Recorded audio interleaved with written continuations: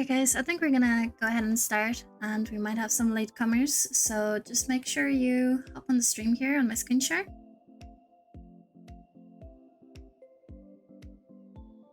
So first of all, just wanted to welcome you all to the jungle class. We're gonna go through, I suppose, the key parts of being a jungler and the key skills that you need. I would like to mention that this is not a super in-depth class, and probably I'd say the skill level as to, I suppose, which rank should attend the class is probably like low mid diamond that can get something out of this. But just to give you a heads up, because I feel like not just in jungle, but I suppose with jungle in particular, the higher up you go, the more complex it gets. And I will expand on that thought a little bit as we go along, as to like how much more complex it can get. But I suppose just to give people heads up as well. There is a text channel as well that you can access, and we will be using that for any questions that you have.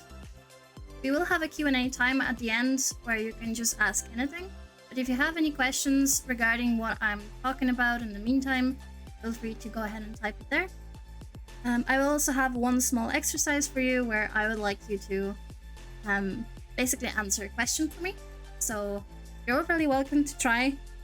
It's like there's no, like wrong answer. You're gonna get something out of this anyway. So I will be happy to see your answers in the chat as well whenever we get to it. Right, so to start us off, because I think quite a few of you are familiar with me, but I know we also have some new faces, some new people. I'm gonna keep the bragging to a minimum though. So if you are new here, I'm a Kemi. I am a full-time coach. I work with teams, mostly with individual players, all roles, all champions. I have been doing this for over 7 years. I have hit masters as AD carry, mid lane, support, jungler, and diamond as a top laner. As mentioned below, I have worked with teams. I have been coaching on several platforms as well, and in high school as well as a lecturer. So whatever you need, I'm here to help you, so feel free to ask. Okay, so to get us started off, what actually makes a good jungler? And I suppose the thing about jungle is that decision making is about 80% of your role and 20% is the mechanics that you put in. And the other aspect as well is adaptation and flexibility, because in League, just in general, being able to adapt to what is happening is really good. But I feel like laners follow a set of rules most of the time. Their goal, I suppose, is a lot more similar from one game to another. Like they go to lane, they farm, they have wave management. You technically still have the farming, but you can alter your pathing as you wish. Sometimes for the best, sometimes not necessarily for the best, but you can alter it as you wish. And you are kind of the person that moves all across the map and can impact other lanes. So following a set pattern will only get you so far. And I've seen this in both like YouTube guides, and I even had students who came to me and we were working on the jungle and they were like, okay, so let's talk about pathing, which we're going to talk about in a second. And I explained some reasoning to them, how they want to view it, and they were like, oh, I've had coaching before, but they just told me to, like, I don't know, clear from bot to top every single game and never like look at anything else, just full clear until like a certain point and never do anything else. And up to a certain point, that probably is gonna work, or like that is gonna work in, say, probably 50% of the games. But 50% is just, like, in a lot of cases, it's just not enough. You want to be more than just a 50% player. You want to be a better player, right? So being able to adapt to what is happening, I think in jungle is probably like one of the more important parts. So what do we use to work on decision making? Like, how do we implement it? All of that.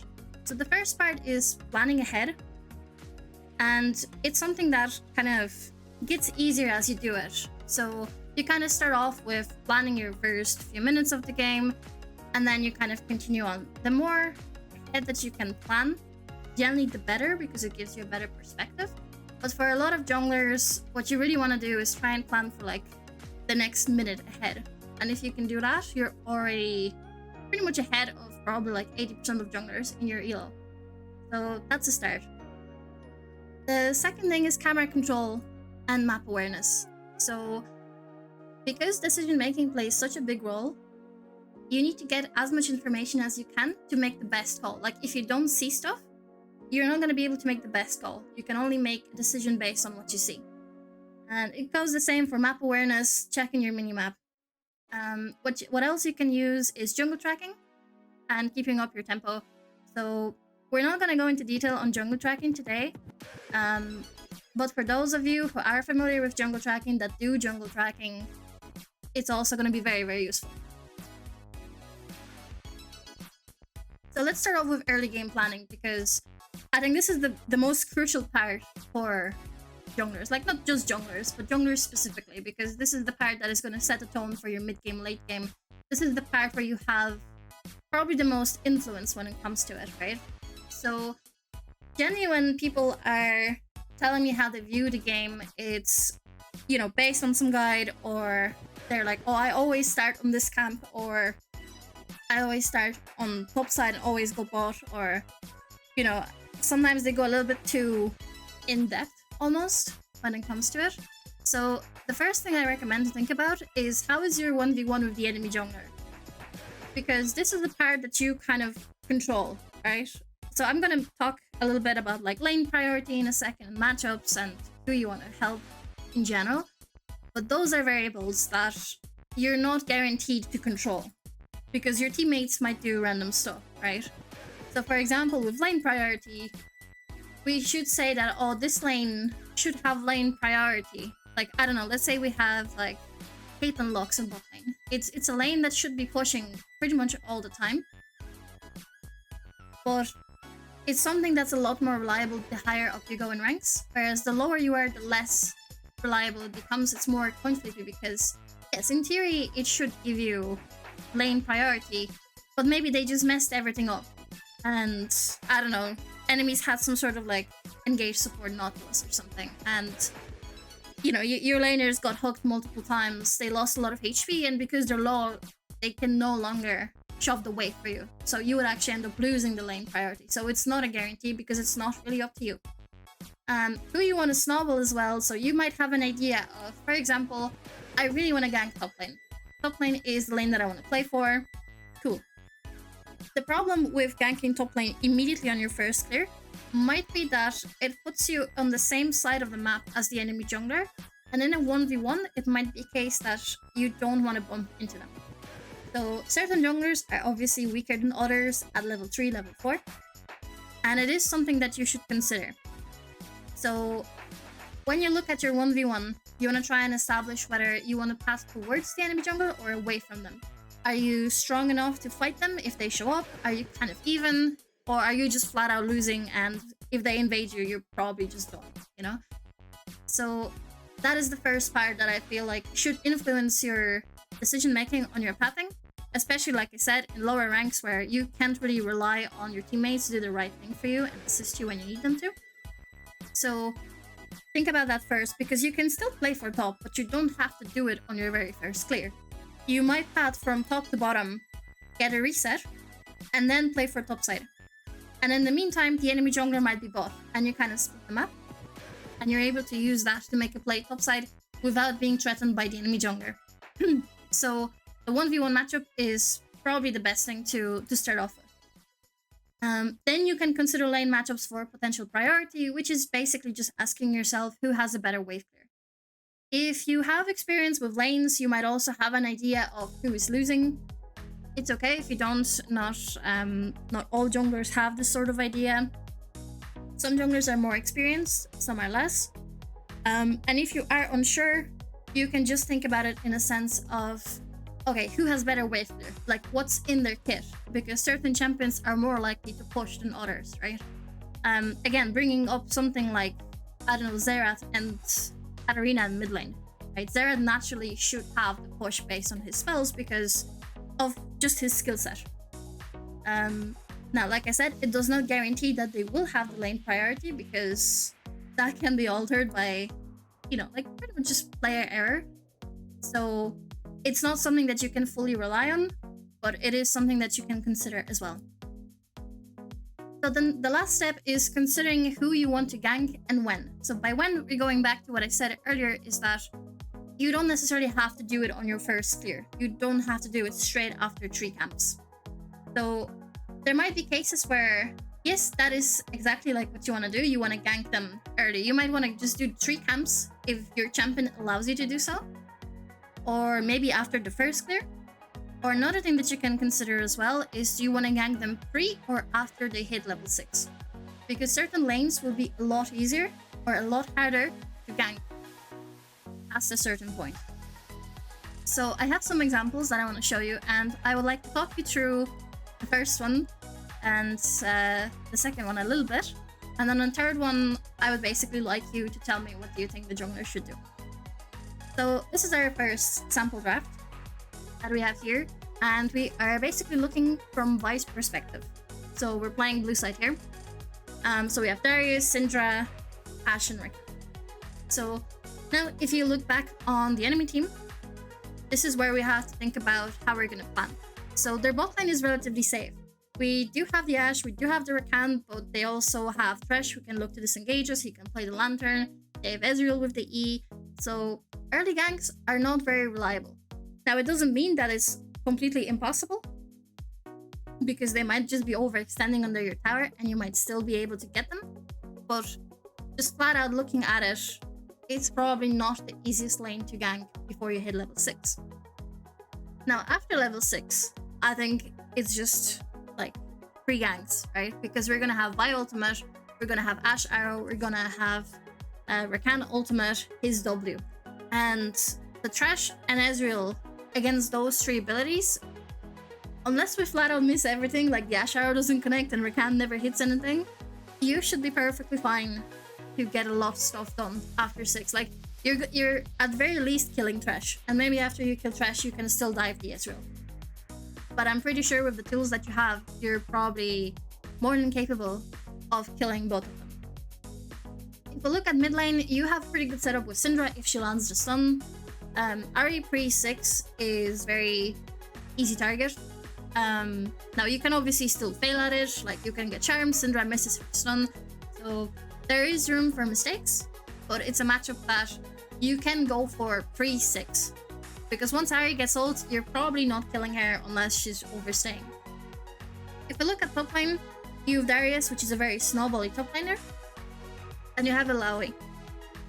Illaoi is one of those champions that you don't really want to touch after they hit 6, so ideally it's something that you also look to gank pre-6, right? So you don't have to deal with it, you don't accidentally give any sort of double kills or anything to her. So based on that, your early game should probably focus around playing for top and mid. You want to get these 2 ahead, and then from level 6 onwards, you're looking to focus more on bot lane. So this is, I suppose, the most simple form of jungle planning over here. Now, if we look back at the jungle matchup, right, the 1v1s, as we said earlier, that's the first thing that you technically consider, and I know I didn't start off with that. Evelynn is a pretty weak early game champion. She definitely loses to Vi. So going towards her as well is gonna work for you. Like, if you bump into her, great, because you win. You can look to invade if you've prio. So there is a lot of options that you can do here, but primal focus will probably just be play top, play mid. After 6, look to refocus on bot lane. So this is another draft. And again, we're going to look at the blue side, so we're looking at Kayn. And you have this sort of scenario going over here. And to be honest, this is a game where I feel like if you're playing Kayn, you probably just dodge, which I know is a little bit funny thing to say. Now, if you choose to play this, right, you probably just have to play for top lane. Your bot lane is losing no matter what. Like, unless the enemies are terrible, like actually terrible, your bot lane is never winning. Even if they play safe, they're probably dying at least once, twice each in lane. And this doesn't include the fact that Volibear can dive them with the bot lane as well. So you're pretty much gonna play without the bot lane for this matter. You don't beat Volibear, so your 1v1 with the enemy jungler is also off the table. Mid lane is a coin flip matchup. It's just down to mid laners entirely, how they trade, how they perform. So it's not really something that is, I suppose, reassuring, right? So top lane realistically is the only lane that you want to play for. It can be tricky depending on how the wave is set up, because Fiora has her parry, she can parry Camille's stun. If she's in the middle of the lane, you probably don't get anything done unless Fiora is pretty low. So in general, I feel like this, like you've nothing really going on in this team because you don't have strong team fight. You have a side laner, we have split pusher on Camille, but she has to be really strong to outscale the Fiora. Well, outmatch the Fiora, and there is just like it's super conflicty game, so it would be pretty tough to play it out just in general. Now, so in this draft, I would like you to have a look at it and look at Talia from her perspective. And I would like to give you a minute or two to form your thoughts. And I would love to see if you guys could drop some answers in the chat as to what you think would be the right thing to do for Talia.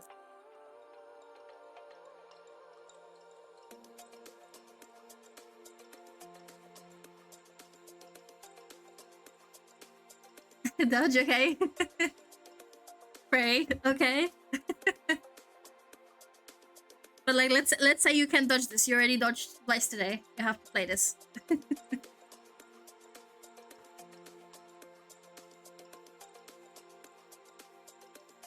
Play around mid lane, okay. Gank mid and go bot with the mid laner. Yeah, CC with Sandra.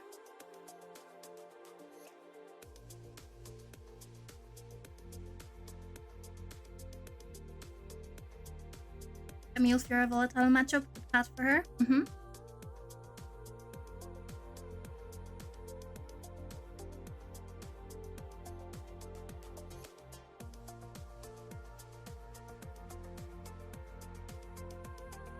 Does Talia win against Elise? You have some outplay potential. Depends how you play it mechanically, but in general you should be able to be at least okay. Gank mid and dive bot or invade. Okay. So top lane, pretty volatile. Bot lane is still pretty hard to gank, but should be a little bit safer with Ezreal and Karma in it. As you guys mentioned, I think mid lane is the best lane to gank early. It's the least coin flippy, so you probably play for mid. You can maybe look for top lane as well. So I would be pathing towards top side, and if there is an opportunity for top, maybe you go for top. If not, you primarily look for helping your mid laner. Once you unlock your mid laner, get her ahead, she can roam with you, or you can follow her, whichever one works. And then you can look to kind of spread that advantage somewhere else. As I mentioned, 1v1 with Elise, it's okay. Again, depends on how you play it, if you end up getting CC'd. In general, you have the advantage that you outrange Elise, because as long as she doesn't CC you and doesn't get to hop on you, you should be perfectly fine. You can just kite her. If you misplay and she gets onto you or surprised you from somewhere, you're gonna take a good chunk of damage, but you should be fine, basically, in this matchup. But yeah, that would be a game where you play mostly for mid, probably look to help top a little bit as well, and if you can, later on, you can look for bot lane. Now, there is a good bit more of poke in bot lane, and like I said, they're a little bit safer. So if you are a bot side and they're overextending, you can look for something. Probably one person is gonna die, the Draven, but you might be able to kill him as well, and maybe get some advantage for your bot laners as well.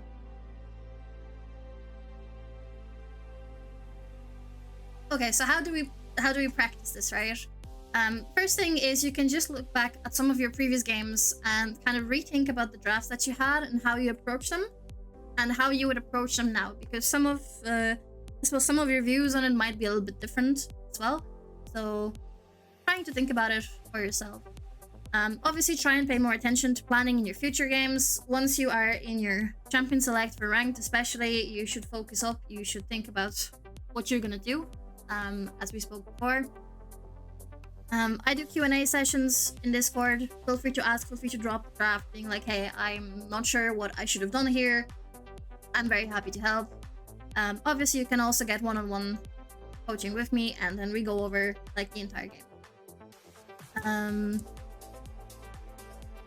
So, moving on to camera control and map awareness. This is a huge skill set for the jungler, because your camera control is your main source of gathering information, and like I said earlier, the more information you get, the more likely you are to make the better call.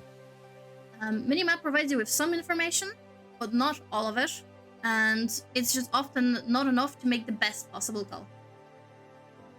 By looking directly at the lanes, you will be able to see more opportunities for ganks, and people overstay like all the time. So it's also something to keep an eye on, because you can look at minimap and it gives you their icon location, but it doesn't really tell you much about like what HP they have, do they have mana, what is happening with the wave, because they can be like the icons can be towards their tower, and you might be like, oh, I can't really gank that, right? But when you look at the wave, what might be actually happening there is that they're slow pushing towards your tower. And in a wave or two, it's something that you would be able to use to your advantage and look for a gank. So this kind of ties in. You can look at the lanes to predict when it will be a better time to gank a lane. So what I meant is you can have a look at the wave, and if you see, okay, we have a big wave, it's pushing into them, unless we go for a dive, I don't really have much to do here. So I have two videos that I found for you as well, that I want to show you if possible. Let's move this. So both of these are pro players, but the main reason why I wanted to show you this is to obviously highlight the camera control. Is that as they're walking in between their camps, they're having a look at what is happening in the lanes. Now, some champions have easier time doing that than others, because some champions have better sustain, and you can basically afford to look away for a little bit longer than other champions. As you can see, he's still looking around, he's still trying to like gather information as to what is going on. So as he's walking in between the lanes, he has a pretty good idea of what is happening in them. He pings where Viego is as well. This happens. So this continues on. Went too far.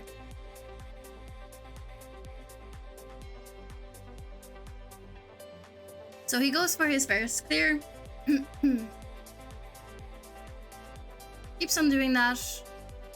He looked at top lane, didn't really have anything to do, so he's going back to clear. He's looking at bot lane here. He ends up going for a bot lane gank. They don't kill them, but they do manage to get some summoners. Let's skip forward a little bit. Continues on with it. Tries to counter jungle, gets cut out. Has to leave. Goes back to clearing his jungle. And in the meantime, as you see, as he's walking, he's not looking at himself. He's just kind of staring at what is going on. And basically like doing jungle tracking in the meantime as well. If you are fairly new to jungle, I do recommend Broxa, because a lot of his videos he explains his thought process as to why he's doing things as well. So for newer junglers, I think this can be pretty good.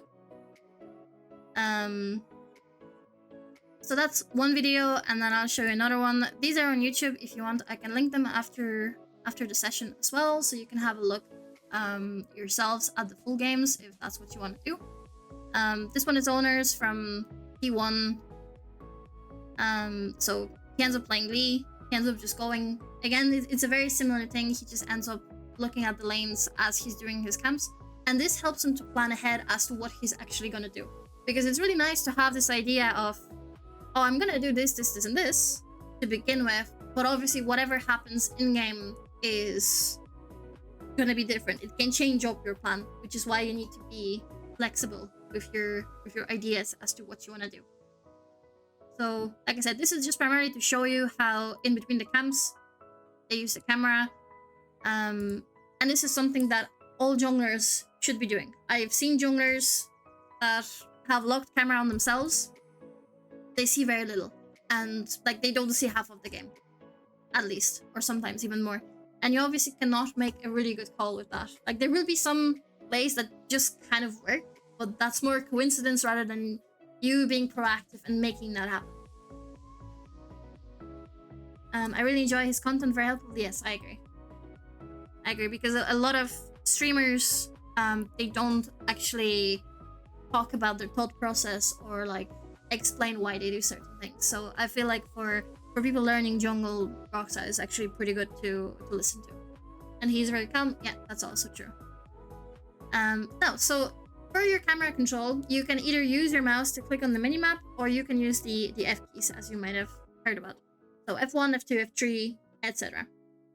To be honest, a lot of this is also preference, because some junglers prefer to click on the minimap, others use F keys, others use both, right? And they can kind of switch in between them. The F keys can also be rebound. So the reason why I'm mentioning this is because for some people, depending on keyboards and stuff, the F keys are not comfortable. For example, for me, they weren't, and I had to rebound them to something else because I had to move my entire hand up away and like it wasn't comfortable. So you can change them as well. So how you practice is basically dedicate 10 normal games, flex games, and your main focus should be on your camera control and watching the lanes while you clear, gathering information. So the reason why I want you to do this in normals or flex games is so you don't injure ranked games, because you really want to dedicate your attention to this specific thing and getting good at this, and then joining that with your regular playstyle. So you might be missing out on some things. You might be losing more HP than you normally would because you have to kind of get used to looking at a lane and quickly recentering the camera onto yourself to continue on with your clear. It's not as easy as it seems. It's also not as difficult as it seems, because it can seem both easy and difficult to people, and it's not as bad. You just need to practice it. And like I said, if you do it in ranked, you're just more likely to make mistakes. And we don't want that. Like, you don't want to be losing LP, basically. Looking at the minimap will also still provide you with some information that is useful. You can spot the enemy jungler on it. You can see people rotating, moving. So you should be checking your minimap often. And you can train yourself by using a timer sound. So you can use the timer, like they're even online, even on YouTube if you want. There is a timer sound that goes off every like 10 seconds. Every time you hear the timer, you should have a look at your minimap. I tend to look every like 5 seconds approximately. Sometimes quicker than that, sometimes less. Obviously depends on what I'm doing in game. But it is something that you should be doing. And if you find that you're really struggling to kind of keep up with the minimap, the timer is a very simple thing, but it kind of helps to keep you focused. It's easy to do once you get hang of it, and it's hard to start. Yeah, I agree. So then the second part of the exercise is basically do another 10 games while combining your actual gameplay and camera control. So this is what I meant by trying to learn a thing kind of, I suppose, out of ranked environments, because it's going to be tougher. But once you get the hang of it, it's a lot easier to implement into your actual gameplay. Now, you still have to connect them, but it's kind of like you're putting up a puzzle and, I don't know, someone came in and just tossed 1,000 puzzle pieces at you and being like, here you go. Like, you're not going to put it all together, right? You have to start by combining a few pieces together first, and then it kind of gets easier from that point onwards. But you need to start somewhere. You need to have one part, and then you might find a different part of the image that you can connect together, and you kind of start stitching it. So it's kind of similar in a way. Team leadership. So how do we influence our team? Because we can't be everywhere. And this is a very common thing that junglers struggle with, being like, everyone wants my attention, and I obviously can't be everywhere. One thing is that your teammates won't fully understand your role. No point in trying to explain or argue or type. You're not going to change their opinion during the game. So I wouldn't really bother with that. Mute all is your friend.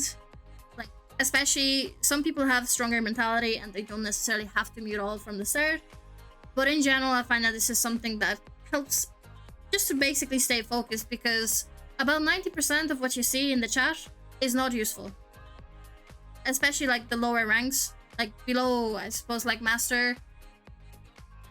It's just like, it's just nothing. You know, they mostly just blame each other or complain about something, and it's not helping you. It's just distracting. It can be tilting as well, even if it's not directly pointed at you. So you can mute all. You can still use the chat just to type something short, like, I don't know, push and go Nash or word dragon, or whatever you need, right? And pings. Like it's never enough pings. Now I don't mean spamming on one of your laners question mark pings, because you will actually tilt your friends from your team, and it's generally not gonna go well. But try to communicate with your team. Like, your team doesn't know what you want, and this doesn't only go for jungle, but for this purpose, we're obviously speaking strictly about jungle. It's like your team doesn't know what you want. They don't know what you need. They don't know what you're gonna do. Everyone has their own idea. They're thinking about themselves, their own role. So you want to try and communicate what you're gonna do, where you're gonna go. Again, you can use the chat. Like, sometimes when I play jungle, I would just start off the game chat by saying, hey, I'm gonna play for this lane, please don't shove, or whatever, right? Short, not getting into any sort of conversation with them. That's my plan. If they fail, we move on. We don't really care. I'm pinging where I'm going. I'm pinging if I want to invade. I'm pinging if I want to go and gank. I'm pinging if I want to back off. Again, if you do jungle tracking, you will help your team a lot if you ping where the enemy jungler is. It's really, really helpful. You can also try and ping them back from risky situations. Obviously, if you see that they're doing something wrong, try and stop them. You generally won't stop a play that's already in motion. If someone's already fighting, you're not stopping them. What you can do, though, is try and ping them before the fight starts or before they wander off somewhere. So trying to make use out of that. And like I said, if you do jungle tracking, this helps a lot, because most of your laners are not jungle tracking, or they do lose the jungle tracking maybe after like the first 3-4 minutes. So you can use that as well. And again, it's something that I use. I even use this when I'm playing a lane. Like there's been plenty of times when I was playing bot lane, for example, I saved my top laner's life by pinging him off. Things are really underrated, and yes, sometimes people don't listen and it can be frustrating. But if you ping, you have at least 50% chance that they do what you want them to do and they back off, or like whatever your intention was, right? And 50% for absolutely free, it does not cost you anything, is much, much better than just kind of giving up, being like, okay, well, maybe they figure it out kind of thing, because 99% of the time they will not figure it out. So it kind of helps you to, I suppose, keep some influence on the game.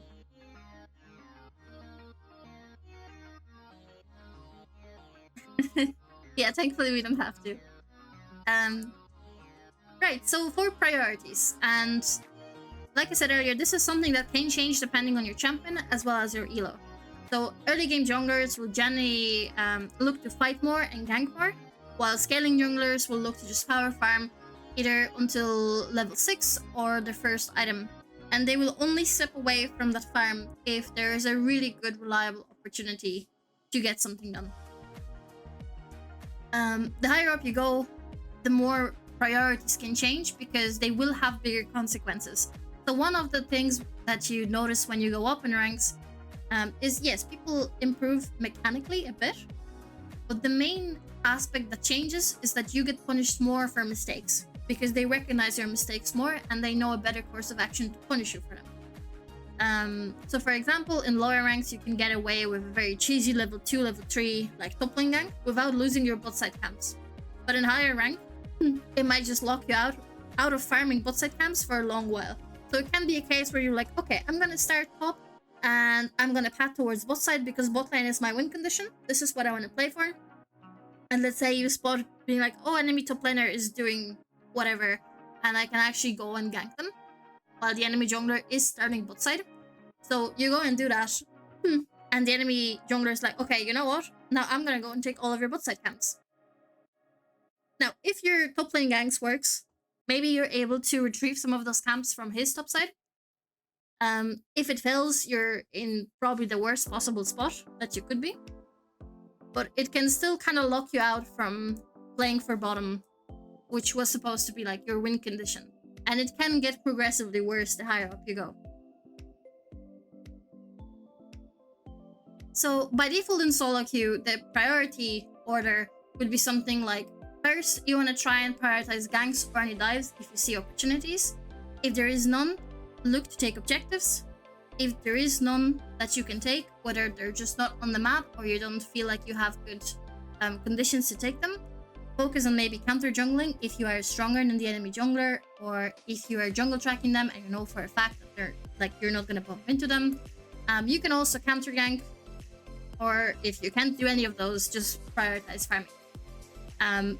So the reason why ganks and dives are number one is because they're a great proactive way to create advantage for your team, as well as yourself, obviously, if you can make them work. So this will move us onto the ganking topic, and again, as I said, they're just a great way to get advantage for yourself, to push your laners forward. One thing I would say about ganks and creating this advantage, because I feel like this is often misunderstood, is that if you gank the lane and let's say you gank top lane and you kill the top laner, you get the kill and you shove with your laner, so you share gold, you share XP. You do not get your top lane ahead. You got yourself ahead. It doesn't really change the top lane matchup a lot. Now it might change it a little bit in the favor because maybe you've burned the enemy top laner's flash or whatever he was using, maybe flash and teleport. So you your top lane still has some advantage, but it's not like you got him really ahead because the gold goes for you. So with improved camera control, you will be able to see more opportunities because, like I said, people overstay without mana, without HP. They're being very greedy for waves, and you can use that to your advantage. But before you commit to a gank, you should look at the lane state. So look at the HP of the laners, as well as how big is the minion wave, because in early game, minions will probably hurt you as much as the champions, or even more, depending on how big the wave is. Where it is in lane, and what items people have. So especially as you progress throughout the game, knowing what items people have will obviously indicate as to how strong they are. So going back the HP values and what I said earlier about let's say you go and gank the top lane, right? If your top laner is 100 HP sitting on the tower, he's not participating in your gank.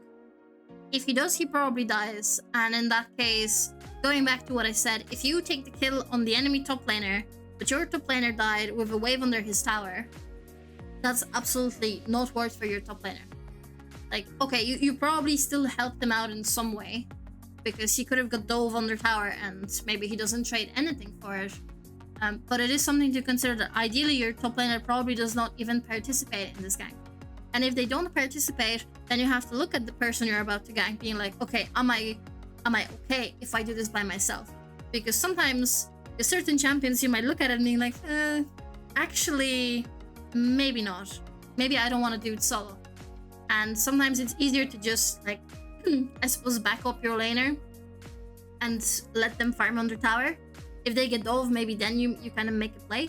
But outside of that, you might not want to commit. Stopwatches are not really a thing anymore that you pick up from the runes, so it's not really something that you have to worry about. But obviously, I don't know, if someone has, is an item ahead of you or has completed first item and you're halfway through yours, you just kind of have to accept that, okay, maybe they might be able to dish out more damage, and based on your own HP, it might just not be what you want to do. The other thing as well is laners that have their own CC are generally easier to gank. So if they can offer you some sort of CC, it's just easier. Especially if you're playing a champion that you have your own CC, but they also have one, it makes the gank a lot more reliable to carry out. And the other thing as well is you should look to regank lanes without flashes. So whether you gank the lane and you've burned their flash, or you saw because you were spectating that someone else burned the flash in lane while they were trading with your laners, it's a huge opportunity, and I feel like junglers really need to take a better, or I suppose should pay more attention to using this, because if they're without flash or without both summoners, it makes it a lot easier to do your gank. So by default, your flash is on a 5-minute cooldown. Now there are runes and we have items as well that's lowered. But even if you set it as a baseline of like 4.5 minutes, that is plenty of time. And that should be a timer where ideally if you get a chance, especially if that is the lane that you're playing for, is you want to use this timer and regank. So about counter-ganking, it's basically preventing the enemy jungler from ganking your laners by being there first, or just making the fight even. Okay, so instead of 2v2, and 3v3, instead of letting your jungler, letting your laner, mid laner, top laner 1v2 or 2v3 if we're talking about your bot laners. Generally, if you look at the lane as like where it is, and the champions are in it, and you ask yourself, would I gank that if I was the enemy jungler? It's often enough to know that there might be a potential gank coming. Especially if you do jungle tracking, and you look at your bot laners, and they're right under the enemy's tower. You know the jungler's bot side. If you were the enemy jungler and you look at it, and you might be like, yeah, I would totally gank that. And they will probably do the same thing. Now, it's obviously not a guarantee, but it's a pretty high chance.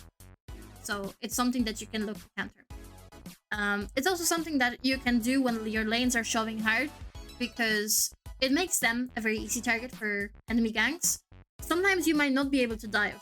Like some laners might be able to like shove and get platings, but they're not necessarily trading enough that you might dive, or certain champions are just significantly harder to dive than others. So you can either look for a lane gank, or if they just continue pushing, you can just do a counter gank. You can basically what we call cover or shadow. People call it with different names, but that's generally what they're relating to. Is where you just kind of stand behind your laners in the fog of war, and if someone comes to them, you protect them. You join them in. And this can either make the enemy jungler just leave the situation, or they go ahead with it, but your 2v2 or your 3v3 should be a lot stronger, and you can look to take a fight. So I have a small clip from one of the games that I was watching recently. So as you can see, like the lane is not really shoved in this particular case, but the enemy jungler was bot side, and as we see, they have Nami Caitlyn, and we're looking at Leona Jhin. It's not impossible to make a gank, but it can be a little bit tough. So the jungler actually shows up, sits in the bush here just to hover us, just in case, because if we do go trading, and the lane is actually slow pushing towards the enemies as well, then it means that soon we're gonna see the enemy jungler. So I'm just gonna let it play out for a moment. So here he is, he shows up, the play continues on, we end up fighting. Okay, support flashes away, we kill the jungler, re-engage.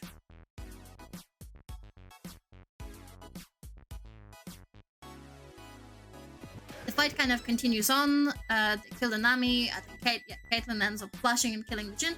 But overall, like, it's a situation where we could have kept slow pushing towards them as the spot lane, and then we would end up getting ganked.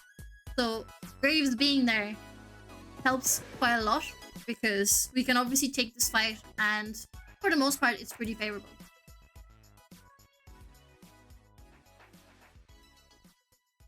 So that's it out of the main topics that we wanted to talk about.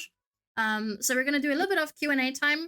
I would love to answer your questions. If you have any, feel free to start dropping your questions in the chat. We'll go over them. And probably for the next about 20-ish minutes, 30-ish minutes, I have also some recordings that you guys have sent me that I will go over, like the first 10-15 minutes of those games, to talk a little bit about the early game. So to start it off, like I said, if you have any questions, feel free to drop them in the chat now.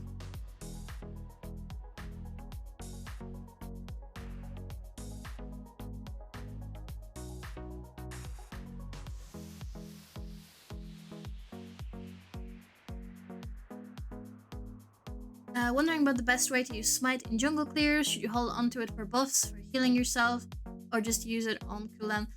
generally, especially like in the early game, you just kind of either smite first camp or the second camp, um, and you use it kind of off cooldown. Sometimes junglers tend to hold smite for scuttle crow, so you might be able to like use one smite early and then hold your next one for the scuttle, especially if you know that you're gonna contest it, like you and the enemy jungler will be on the same side.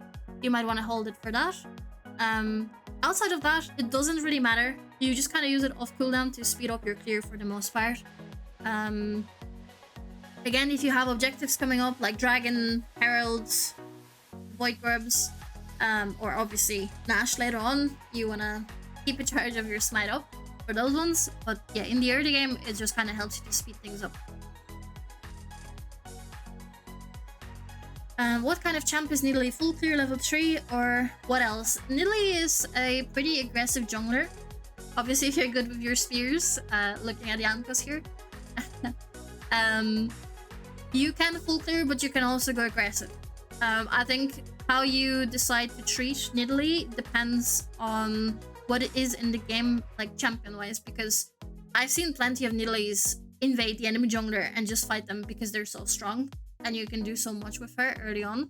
So you're pretty strong. Now, there will obviously be some junglers that you don't necessarily want to fight as Nidalee.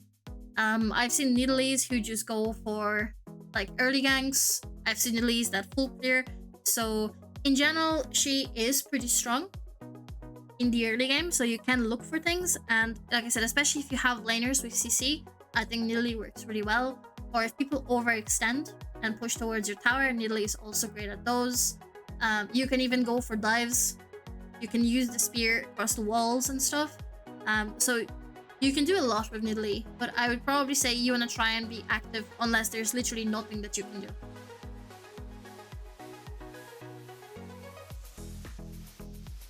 I'm not sure what to prioritize now when I play a late game champ in solo queue. The champ wants farm as much as he can, but you should also prioritize ganks and dives first, like you said. So what you probably do is you go for, I suppose, the plays that you feel like have the higher chance of being successful. So some plays might be 50-50. And if you're playing something early game like Jarvan or Lee Sin, you know, champions that will fall off eventually, you will generally take those 50-50s. Now, like I said, the higher up you go, the less likely you are to take those. But on average, like I said, below like 5 diamond, you generally just take those 50-50s and you get a lot of stuff done.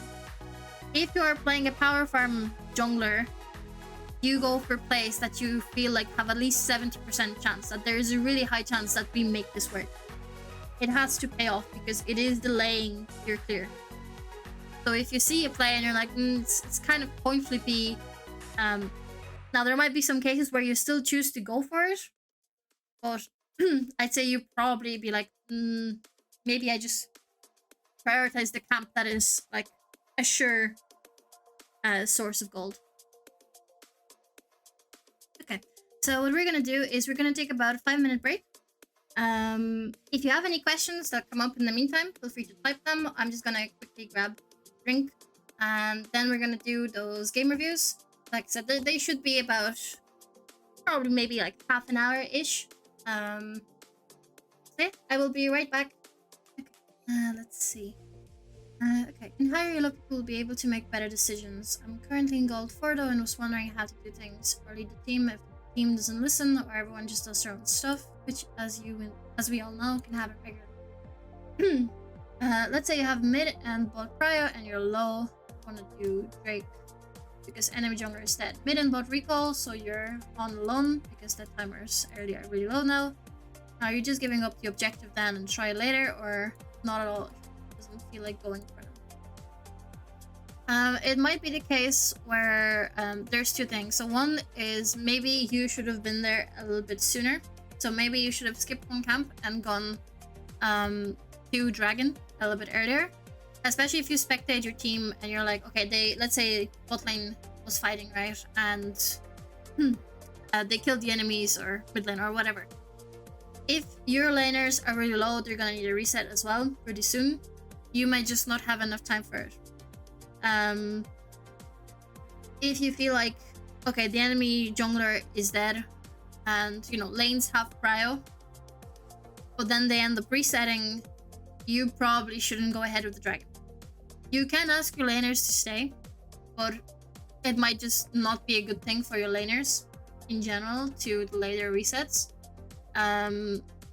Like forcing objectives, especially early on, I feel like it's unnecessary.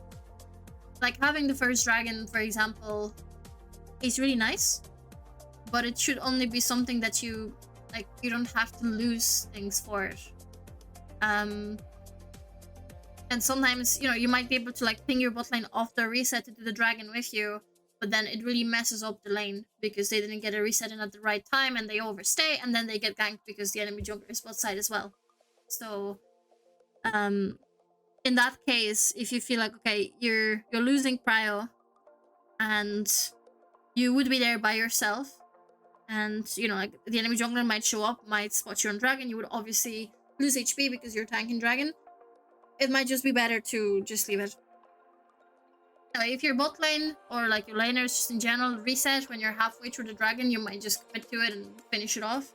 But yeah, I feel like if you're only pathing towards dragon and you're gonna be there soon, but you're not there yet, and your laners are getting their resets in, I wouldn't go forcing it. Especially if you know that the enemy jungler will be on the same side, because laners will probably like shove the lane after your laners have reset, so the enemy laners will shove, and they will probably get a reset in themselves rather than randomly going to check dragon. But if it's a case where, like let's say enemy bot lane came back to lane, and then your lane is shoved and now they're resetting, it means that the enemy bot lane is now off reset timer. So they're most likely just gonna shove and take platings, but there is a chance that, I don't know, maybe the enemy support comes over and wards dragon, and like I said, if you are spotted and the enemy laners just don't have anything to do, or the enemy jungler is nearby, you're gonna get caught, and that can be like a pretty tough thing to handle. So I wouldn't go forcing it, and you can just try again later, or if you don't have an opportunity, you don't need to force it. Okay, you're very welcome. Alright, so I have 3 games to go over, and like I said, I'm gonna quickly go through the early game. So this one, we're looking at Draven being the hero of the game.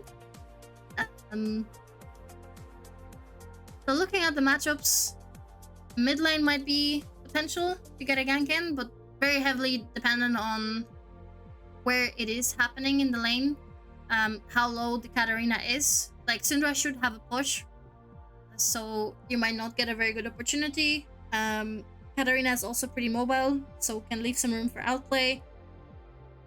So you might be able to get something done, but probably not a very high committal lane. Bot lane has a lot of damage, but enemy bot lane has good disengage. Probably ganks are going to be tough unless they are pushing in, and that should not be happening all that much because Jhin and Vel'Koz should have prio most of the time. So unless they do overstay, I think it'll be pretty hard to kill the bot lane early on.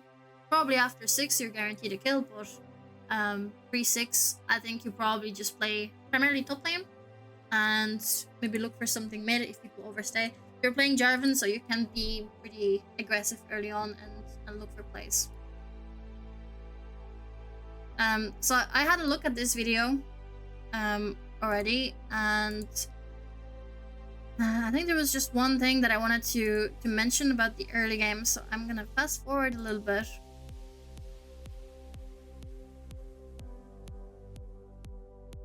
So we had an invade going on in this game with Ezreal being AFK.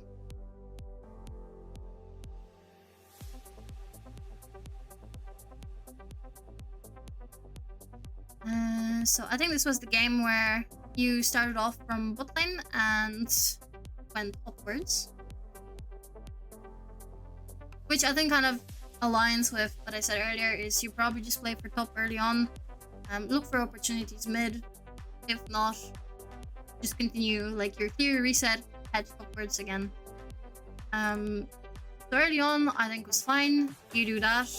Zed had a pretty aggressive trade with Gwen and kind of forced her off as well. So you end up going for your camps, looking at bot lane. That's okay. I think what you want to do is primarily focus your camera on top side though, just to see what is happening in top lane. So you have a very quick lens, like all across the lanes, which I think overall is okay, having a look here and there. Now one thing that I'm not really sure why is you kind of end up giving up the scuttle and you end up heading downwards. You ping caution in a second on the scuttle, so you indicate that you know that Kayn is there. Or that's what you thought, that's where he is at, which I think was a fair assumption because Kayn usually starts Raptors. Now what I think you're missing from this equation, there's two things. One is the wave is bouncing back towards your top laner. Gwen doesn't have flash, right? It is a potential play that you can go for. Mid has prio, so you're not doing anything mid, but I feel like the crossover to bot immediately is a little bit unnecessary. I would probably go scuttle, and in the meantime, if you check back on the top line, the Gwen will end up pushing towards you. Kayn is not strong enough to fight you early on. Yes, he can use his E to get away, so you're probably not gonna like full on commit, but you should be able to contest the scuttle. I don't think you had to give it up. So I think you should have gotten that scuttle. See if you can make a top play, depending on like how fast she pushes or how many minions there are topside. Because that was a little bit, I think you kind of glanced over top lane a little bit too fast. And then probably get a top lane play in and reset into like probably just straight up gank bot immediately. The Kayn ends up here, which would indicate he started topside instead and ends up over here. You end up fighting him, manage to actually get a pretty nice CC over here, get scuttle, move down here. I think at this point it's a little bit of a waste of time to continue on with it, because there is very little room to make plays where you are. You're not killing that Renata because there's probably not enough damage just yet. Like Vel'Koz has no mana, so he's not helping. Maybe the Jhin, if he manages to step up like close enough. You're probably not getting the Ezreal. So I think it was just too much commitment to kind of keep on going with it. Because it takes a lot of your time. But it also like gets you lower. You actually lose tempo because of this, because enemy jungler would have reset, bought something, be out on the map and be active, and you're just kind of making circles around both sides. So I think it was just a little bit too much. Now eventually it works, but that is a pretty long time that you've dedicated to this bot lane play, because if we go back to when this actually starts, so it's somewhere here, you kill Kayn, you finish Scuttle, and it starts at 4 minutes and it lasts pretty much a minute. Yeah, so about 50 seconds, right? Now, like I said, in the end, you do get something out of that. And it's good to like punish people when they are being too greedy and they do overstay. But tempo-wise, I feel like this is pretty bad for you. I feel like it's very coin flippy whether or not this works from like both sides. And I probably wouldn't have bothered with it, because now your camps are up, so you end up extending your clear, which is another problem. Is that you're sitting at 1.6k in your inventory, and Kayn is already out doing things. Now, Kayn has not been very successful with doing things, so that helps, right? But it basically kind of slows you down, kind of throws you off a tempo where you're going to be resetting, and he's going to be able to do something on the map, and you might not be able to contest that at all. So by default, when enemy jungler makes a proactive play, you look to take something back, right? Whether you can gank another lane in the meantime, or you take his camps, you do an objective, whatever is available, right? But if you are off tempo, it basically means that he can get a play done, and like you're in base or you're leaving base, and you might not be able to match that at all. Now, if he does nothing, obviously we're chilling and it's okay. But if he is being a bit more proactive with like farming and invades and everything, it can be tough. So like here, it wasn't, you know, like too bad.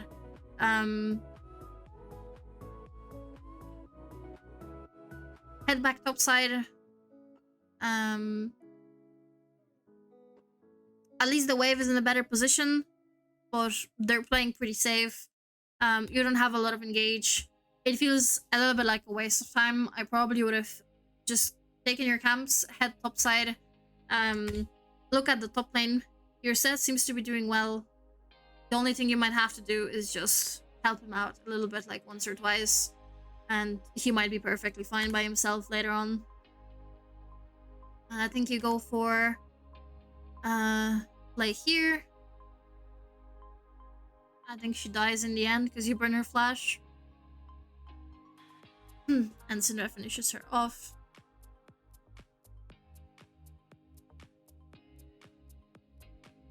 I would probably help your laner push here. The main reason why is because there is a cannon in it. If this is a normal wave, Syndra pushes it by herself. But the cannon is here, and we want to make sure that we punish Katarina as much as possible. So I would look to push this with her. And I know that this is something that I get a lot. It's like, oh, but then my laners start pinging me and blah, blah, blah. And it's like, there will always be someone that pings you. You might as well do the right thing. And what helps me to not tilt my laners when this happens is to get the minions low, but let them finish off so they get the gold instead of taking the gold. Because then they generally start like spamming in you and get tilted for, you know, reasons. So trying to get the minions low, you still get the XP and they get the gold, so they're sort of happy with that, and it kind of makes the play a lot better, especially when laners have teleports. But even without teleports, it's good to shove in the wave. And it can be a normal wave, but if your laner is really either low or has no mana, you kind of do the same thing.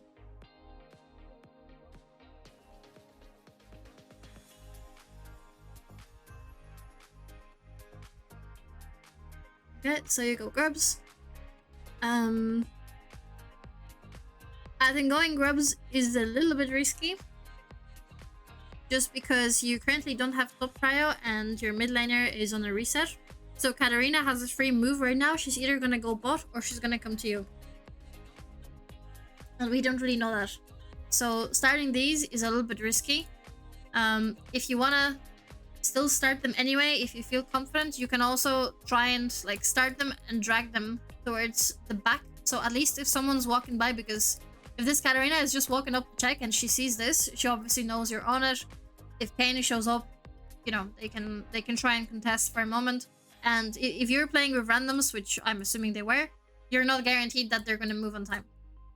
You can also ping for help or ping that you're going here just to indicate that, hey, I am fully committed to this and I really want you to, you know, show up and be here. Because like I said, laners, they don't think about what you want. They don't think about what you're going to do unless you indicate it to them. So just to make sure, I think you were fine in this case. Like Seth shoves the wave and shows up, and Katarina was not your concern at the time, but it's just something to keep in mind for future. So out of this one, that's mostly it out of what I wanted to mention for the early game. Because I have your other game and I want to talk about the first 10 minutes of that as well. Do you have any questions about this game? Or any questions about anything I mentioned so far before I move over?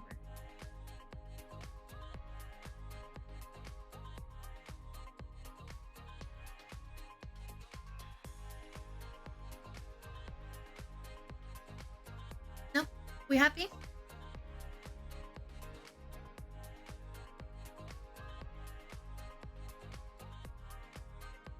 Okay. Then I will hop over to the next game. Okay, so we have an Evelyn game. So weak early game, mostly looking to power farm to 6 jungler. Um, Going up against Zac. I mean, Zac is not super high threat, but it's pretty annoying for something like Evelyn early on anyway. So you're probably not looking to shadow him either. Lanes are kind of funny. Top lane is just a tank battle, so you probably don't want to be interested. Um, Mid lane, I think you do have some potential with the gold card, but probably depends on how far up the Zerat is, because I feel like early on it's still something that can be pretty difficult to gank. Bot lane is probably just going to be shoving in 24/7 because Seraphine throwing spells and Lucian looking for Qs. So probably bot lane being the volatile lane that you want to try and back up, or maybe go for a dive if there is an opportunity. But I feel like overall it's probably a chill game where you just kind of farm and play for mid bot if there is opportunity.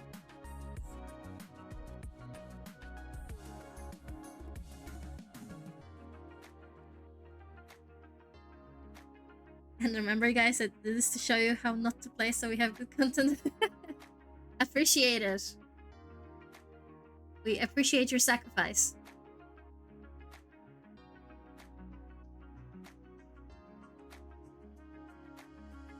Okay, so you can obviously start solo here and you can path upwards if you want. You could also just look to start top and go towards bottom, because I feel like that is probably the easier way to go about it. That kind of puts you away from the tanks battling in top, puts you with the lane that potentially gives you prio, and should kind of keep you away from the Zac.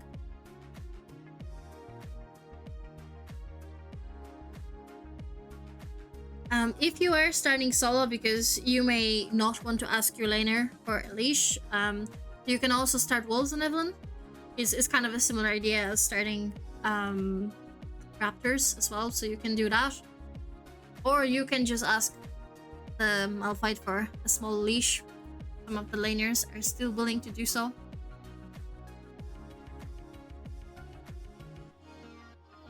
Okay, so I see you're having a look around. Mid laner leaving the game. Inspiring. Inspires a lot of confidence. Okay, top lane dies at 225. Seems like you had an eventful game. At least mid lane is back.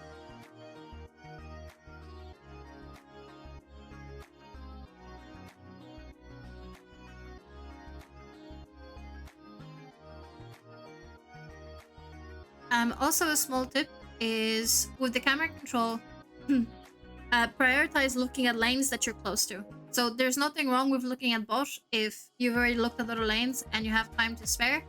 But if you're heading towards top side, you want to try and mostly prioritize top mid, just so you know what's going on in those.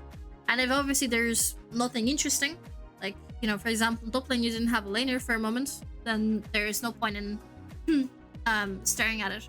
You can obviously have a quick look just to see what's happening with the wave. Is it going to bounce back? Is it going to go back in the middle? Reset? So just to have an idea about that.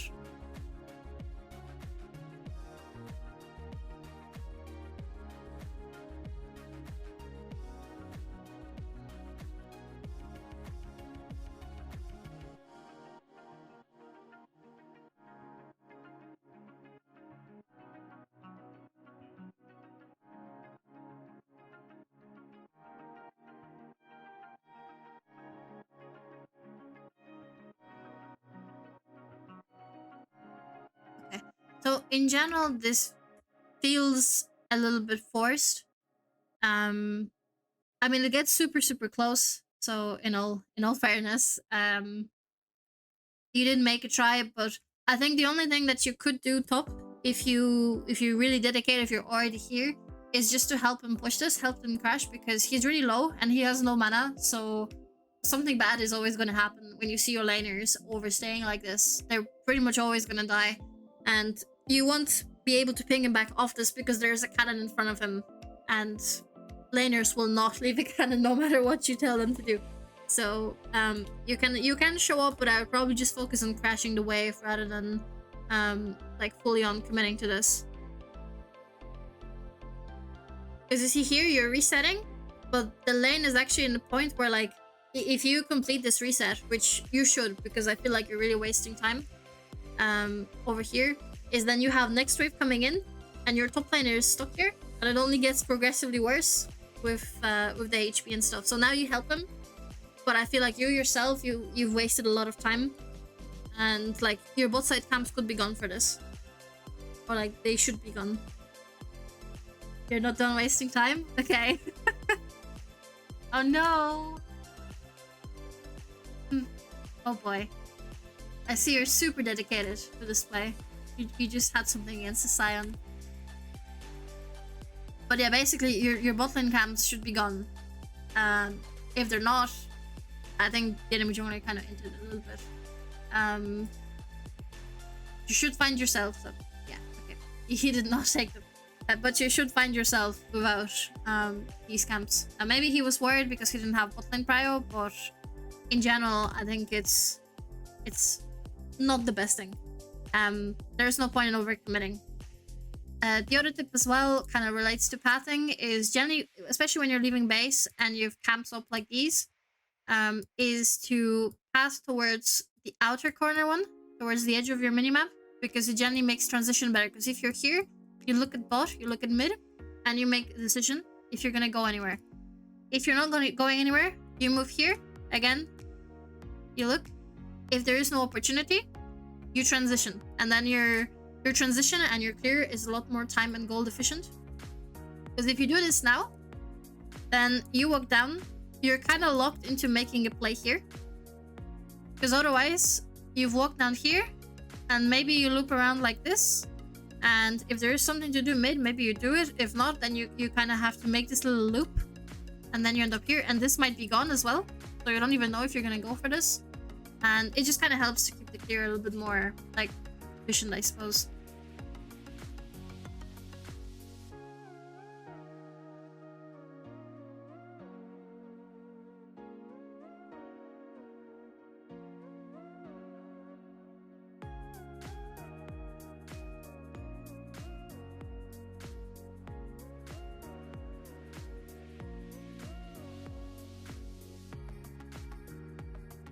So I think what you probably wanted to do is just look to path downwards. Just cover your bot line. You can even ward for them as well, because Zach might be able to like get some jumps in from the red side bush. So trying to protect them if anything, and that's probably it. Maybe for mid if there's opportunity. Zach doesn't need it, they're gonna die by themselves. Well, that's also an option. But yeah, you can obviously look to do some like lane ganks as well. But I think those are just the easiest after 6 when you play Evelyn. But yeah, I think what happened was you dedicated so much time top, you're really off tempo, you're behind in levels because you should be 6 already. And then whatever plays you're going to be making would have been like a lot easier for you to do. Because now it just kind of feels like you're really losing control and you can't influence the lanes in the proper, like a proper timing. People just expect me to gank suspend too. I mean, you just mute all. Like there is no point, and like you do your own thing. Every single laner wants a gank. Like there is not a laner that does not want a gank from their jungler. It just, you know, if you find one, let me know. But pretty much most of them are, you know, expecting that yes, I'm gonna need some help or whatever. But you do your own thing. You do whatever is the right thing to do, rather than trying to fit in with them, because then like you don't get them ahead. If the play is bad, you can't make it good, obviously. It still doesn't work out, but it just really pushes you behind. Yeah, I see, but like, yeah, but just focus on yourself, because you know there's only so much. Like if they die solo to someone, that is not your fault. What is your fault is the amount of time that you spent, and now you're level 6 and your level 6 is really delayed, and like your top lane is as it was, your mid lane is as it was, and you have no influence over what happens. As in, like, the game is entirely out of your hands, but that's mostly due to your pathing and due to the amount of time that you spent upside. If I don't help, they're gonna be 0-7, and that's okay. Like, your Malphite can be 0-7 because she's gonna press R in a fight, and that's okay. Like, it's very high chance that someone in your team is gonna int, and someone else has to try and, like, compensate for, I suppose the damage that is happening is that, okay, if your bot lane ints, we probably do want to try and focus on mid and top. Now, obviously, your top laner here is a tank, so there's only so much that you can do. You can obviously get a kills and try and get kills for yourself because you're also a damage champion. But yeah, like, what I'm trying to say is that, okay, they mess up, but you also messed up, and because you messed up, you don't get to influence their mess-ups, I suppose. Like, you don't get to make them better. Or, like, you can't look for any place because you're on the wrong side of the map to where you should be at the time. And in some games, it's not gonna feel as bad if your laners are okay or if they're better than enemy laners. And then you being off tempo and you being on, like, the wrong side of the map than when you should be is kind of whatever. Like, you don't really feel it. But in those other games where your laners are not better, or they're even worse, or also as you go up in ranks, being off timer or, like, off tempo at certain places can throw the games. I've seen it happen to higher elo as well. Like, a support should have been on a rotation and, like, should have been covering someone or joining a fight. They were like 10 seconds late. It threw the entire game. Now, this is obviously, like, a support related thing, but it comes down more to how sometimes being at the right place at the right time can make, like, a huge difference, because there are fights as well, and I think we've all had it regardless of which role you're playing, where, like, you could have joined the fight if you did something different like 30 seconds ago, and maybe if you joined that fight you would have won, or maybe you wouldn't even have won, but you would have minimized the losses. So some fights, like, they're not great. Your team starts fights all the time. I think we all know that. And not all of them are good, right? But what you can do is make some of those fights better. Or, like, kind of cut your losses. Because you can go on, and I can go a fight, and let's say, if without me, my team just loses. Like, they went 4v5, and the game was even. So a minimum of 3 out of my 4 teammates, if not all 4 of them, die, and maybe they take 1 or 2 people. And the remaining people from here, so those 4 or 3 people that remain, they should be able to get Nash. Or even end the game, or get Elder, or whatever, right? It can be meaningful. But if I joined in, and I made it a 5v5, maybe all 5 of us die, but we killed 4 of them. And the one remaining person can end the game. But I might have been late to that fight because of, I don't know, I greeted for one more camp and that put me off reset. So my entire team came out on the map and they were doing things and I was resetting when they were already, like, out on the map. So it puts me off tempo. And it, like, yes, there's obviously the part that we can make an argument that, yeah, if I was off tempo, my team shouldn't be starting a fight. But it's kind of a mistake on both ends. Like, yeah, you know, maybe we shouldn't have started this, or, you know, whatever.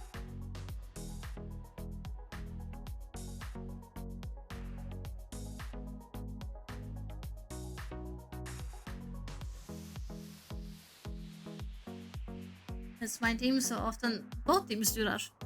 And yeah, so some games you will find that your team does this more than the enemy team, and it just kind of sucks. And you're not going to be able to join all of the fights for sure. I'm not saying you can, because there will be certain scenarios where you just weren't able to. Maybe you died because something happened. And okay, maybe that is even a mistake that relates to the fact that you died at a certain point because of something, or maybe you were just surprised by, I don't know, you had absolutely no vision and you got caught off guard. maybe you shouldn't have been there in the first place, or whatever. You know, like, your team will also make mistakes and they will start some of those fights. And you don't have to join all of them. Some of them are so bad. Like, if your team is heavily losing, I mean, like, super hard losing, joining a fight is probably not meaningful enough. And it doesn't even make sense to join that fight.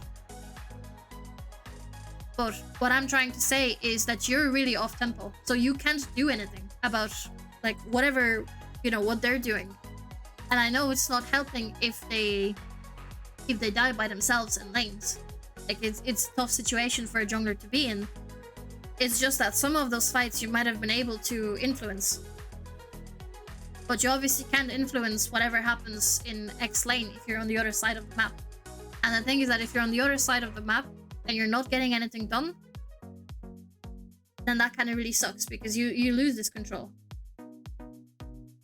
Like, this game, you weren't able to do anything. You know, we're approaching 10 minutes in, and you haven't really done much. And a part of why you weren't able to do much was your pathing. It was the time that you wasted topside.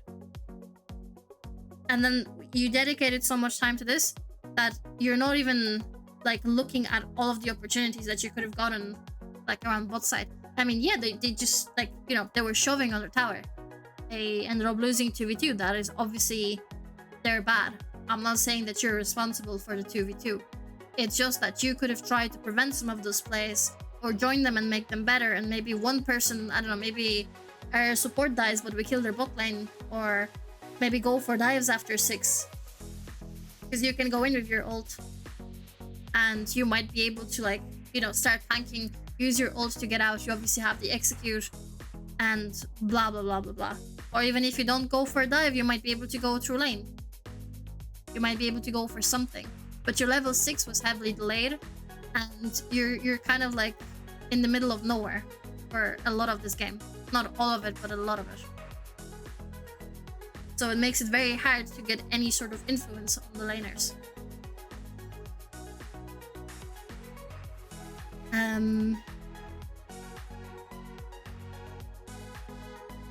So you go to clear, and they end up collapsing. I mean, it's like they do have the option of doing so, because your top lane is obviously, you know, like, quite behind. Under tower, the Scion was here to begin with, and even though the Twisted Fate shows up, it's just not enough, because there is no damage and there is no HP to tank all of that as well.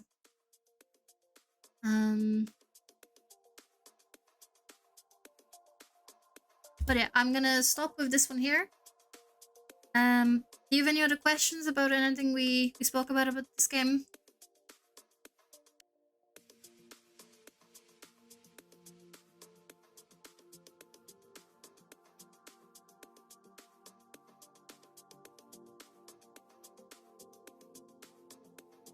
Yeah, sometimes that's what you do. Like, I think you should help them sometimes when it's a good opportunity, when it's a good decision. Because your team, like I said, they will always want you to gank.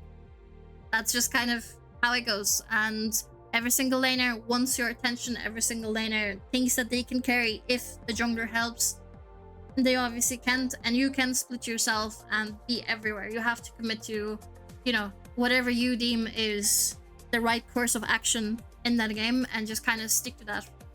Because you can see how much time you dedicated to topside, and it doesn't do anything for you. It doesn't do anything for the game. It doesn't help you in any way. It just delayed yourself. So sometimes you just kind of, like I said, mute all. Don't bother typing with them, because most League players will not listen to you, especially not when they're in-game and they're already tilting. Like, if people are tilted, they're not gonna listen to what you say to them. So there's generally no point in typing, because you're not conveying your point at all.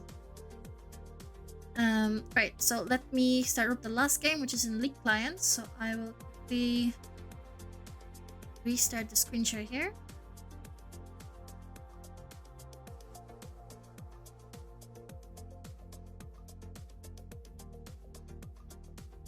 Okay, you should have it now. I noticed ganking is not really good currently, because you really end up behind the level no matter if you get kills or not. But if you don't gank, then your team is keeps dying, and you lose game against fed enemies, and that's my league experience. Okay, so I think there's two things, right? One of them is obviously if you're playing something like Evelyn, ganks early are not your strong point. Like you would only move to gank if someone is really overextending or is a really free kill, right?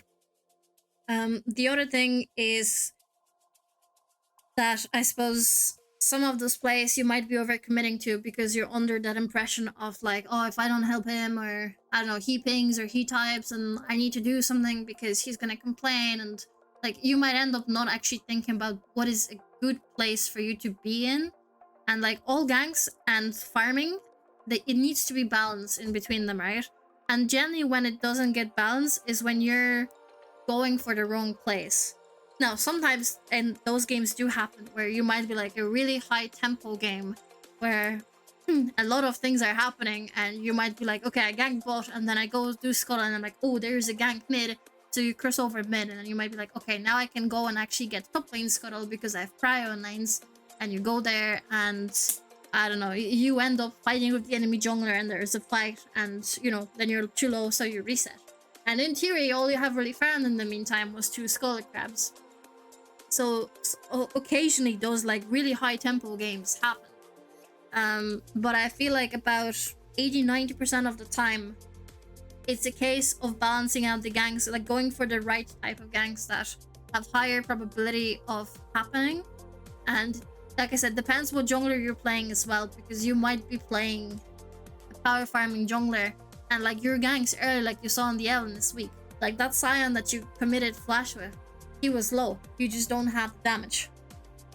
And especially like, you know, you ganked in a place that is really hard to get any sort of lane because it's just outside of tower range, and you have a laner that can't participate because he's too low and has no mana. So then it's just entirely up to you.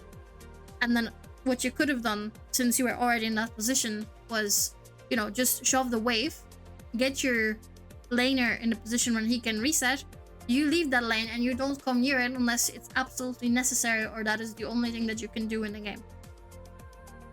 So you don't overcommit. Or, you know how we talked about the previous game where the Jarvan was staying around bot side for nearly a minute.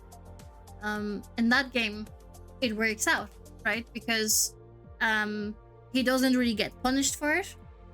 And even though you kind of drop out of tempo as the Jarvan, it was still pretty forgiving because it just kind of worked because your laners were better. But in a game like the Evelyn game where you're off tempo, it really hurts and like it really sucks because it kind of just feels like you don't have control. So I think the ganks and farming needs to be balanced, because like being 1 level down is whatever. If you're 1 level down but you got a lane really far ahead by, I don't know, kills and platings and gold, and I don't know, maybe by getting a lane ahead it will also guarantee that you then have prio and you can look to counter jungle or you can secure more objectives. It can be fine to be a level behind. And obviously, like, if a guy is power farming and you're actively ganking, you will be behind in level. So those ganks need to work. If they don't work, if they're like low probability plays, then yes, you're just wasting time and you're getting out leveled and you're not actually getting like a reward for it.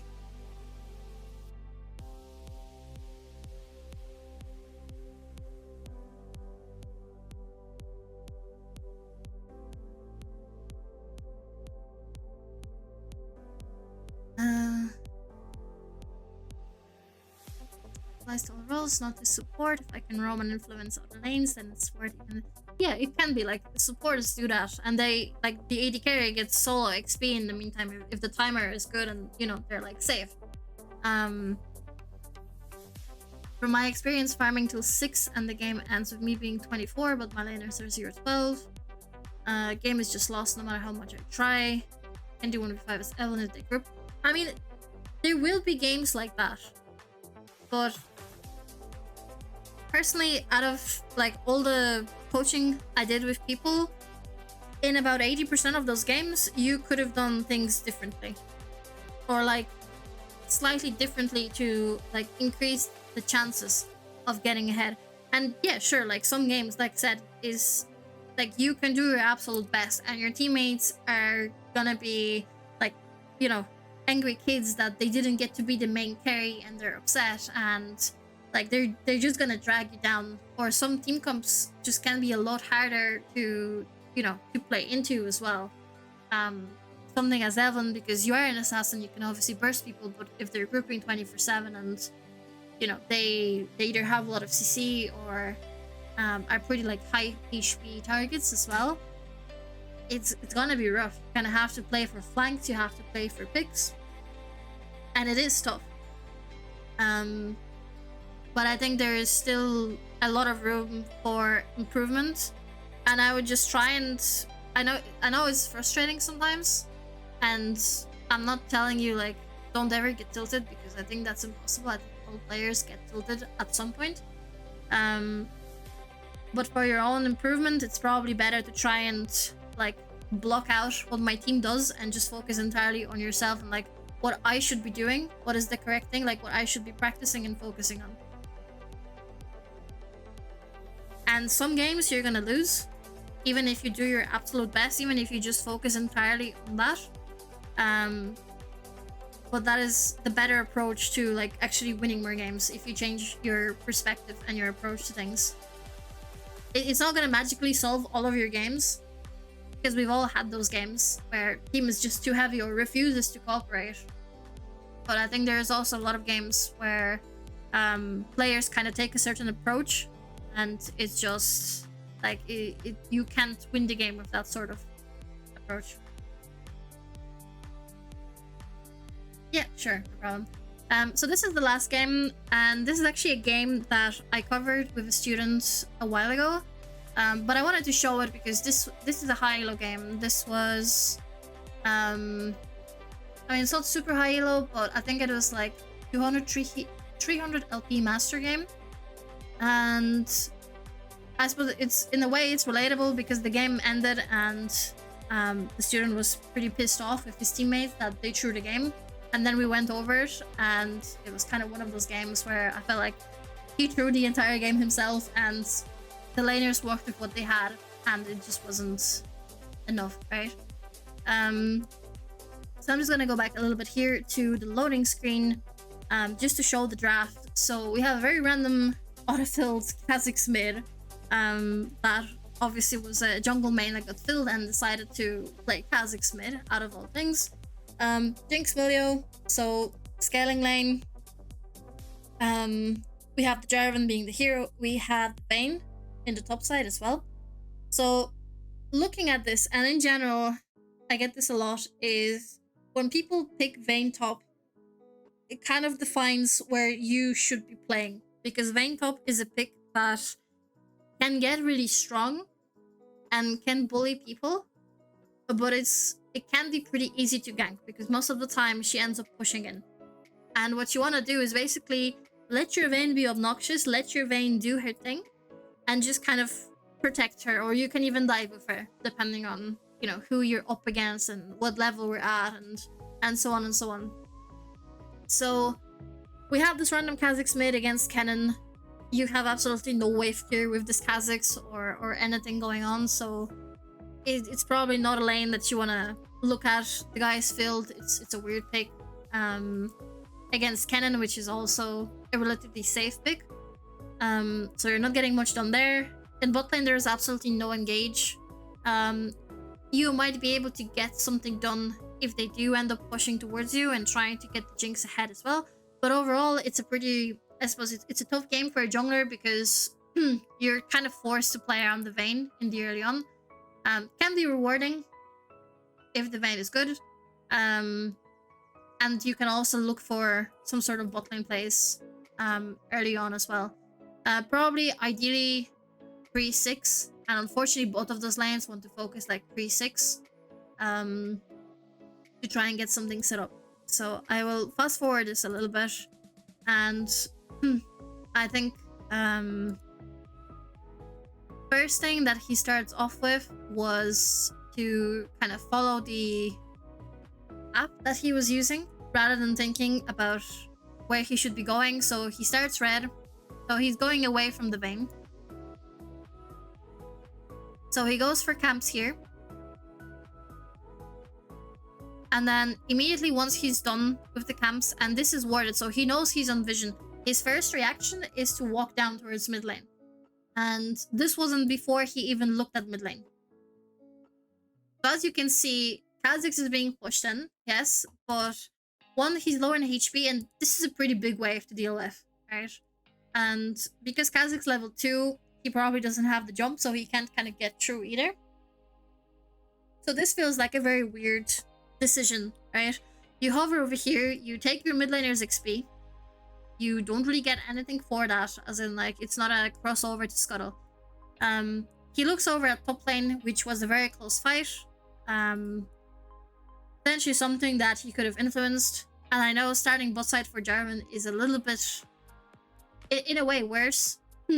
To start off with blue instead of red, but it would put him like basically looking at top side and trying to go for something there. Viego ends up ganking his bot lane. He knows the Jarvan is not there because he has been seen for quite a while. And then he's like, well, I need to do something. So he chooses to gank mid lane. Helen's level 3. It's still a massive wave. Kha'Zix level 2. As you can see, this goes terribly downhill. Like this is a really bad play in general. It's obviously a bad situation for his mid laner because he kind of got forced into this play. I mean, yes, he could have left the Jarvan, then Jarvan dies. I mean, it would probably still be better for the Kha'Zix to let the Jarvan die, and at least he still gets this wave, because losing this is obviously also horrible. And now that Viego has taken this side, and he has Prio there, and he has Prio mid, he's just looking to invade the Jarvan, who's low HP because of the play he made. So he can't even like try and contest it. If Jarvan didn't make that play, and like let's say the invade still happens, he's like higher HP, this is potentially contestable because Senna's half HP. Kha'Zix would be here, so you could play this, and then Melio's coming off a reset. So this would have been playable. But so far, so we're looking at 4 minutes. He did not cover his top lane, who, whatever happens right now as well, is losing huge amount of waves. Into mid lane. Doesn't get anything done bottom, and is probably losing his entire bot side jungle. And like this kind of sets the tone for the entire game, because it's very difficult, not impossible, but it is very difficult to kind of, you know, look to recover from this. So he knows Viego's on blue. His support goes over here because he ends up paying for help. So they end up overstaying here. The Xayah is not here in this play, so it ends up backfiring. Like it's kind of their bad for overstaying, not paying attention to like reset timers. I think Viego probably anticipated that Jarvan also doesn't like come back here, but maybe heads topside as well. So he gets a little bit of value from this, and then he manages to take the Raptors. But overall, for a Jarvan, like, and for what is happening in this game, like the game state is absolutely horrible. And yes, obviously the laners made some mistakes, right? Like the Vayne dies solo. Bot lane gets ganked by the Viego. But was there anything that Jarvan did about that? I mean, one, he pats away from the Vayne, shows on ward, and then proceeds to walk through mid lane, so he gives away where he is. Does not support the top lane, does not think where the Viego is, or like a potential gank that he could be doing. Then proceeds to go into mid lane, gets his mid laner killed, and if the mid laner didn't die, then Jarvan dies, so one way or another Cannon kind of wins and takes a kill out of that. Loses tempo on the bot side. Then proceeds to get into some sort of situations here, which again, as you can see, is kind of pointless because he knew this is where Cannon went, and he still kind of goes for it. Cannon's level 6.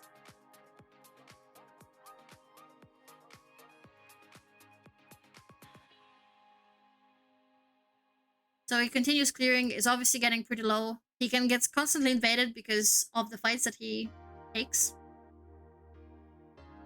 And Viego can just now live in his jungle because he kind of did everything that he should have done. As in, like, he played for his bot lane, he got his bot laners ahead, didn't have to do anything mid, and top lane gets no support from the Jarvan, so obviously the Vayne made some mistakes, which is on her, but the game state is in a pretty bad spot, and not completely impossible to recover from, but very, very tough. And like I said, the higher elo you go, the harder it gets to recover after a certain point, because he can now get just constantly invaded if he wants, because all lanes are losing. And a part of the reason why they're losing is also his lack of influence on them, and not being places where he should be. So kind of what I mentioned earlier is that sometimes being off tempo, the higher up you go, the more it's gonna throw the game state for everyone, and it's also gonna end up like hitting you back as well.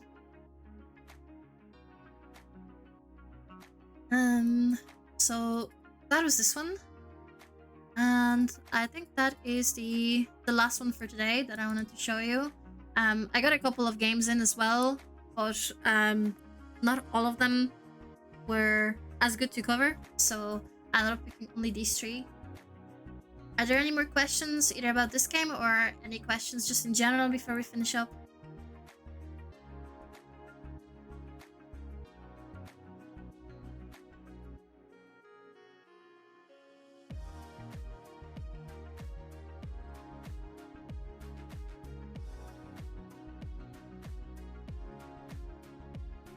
Is there anything J4 can do this game to recover? Probably avoid taking those weird fights. Needs to ward his jungle. Probably still has to look for either top play or bot play. And it might have to be forced at that point. As in, like, even though it's going to be 50-50, I feel like with how the game is going, that is probably the only thing you can do.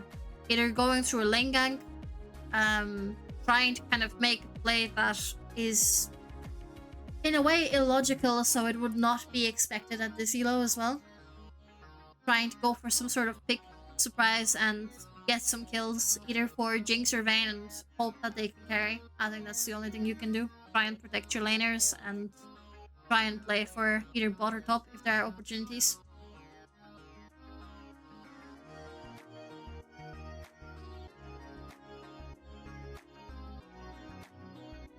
Okay, any other questions?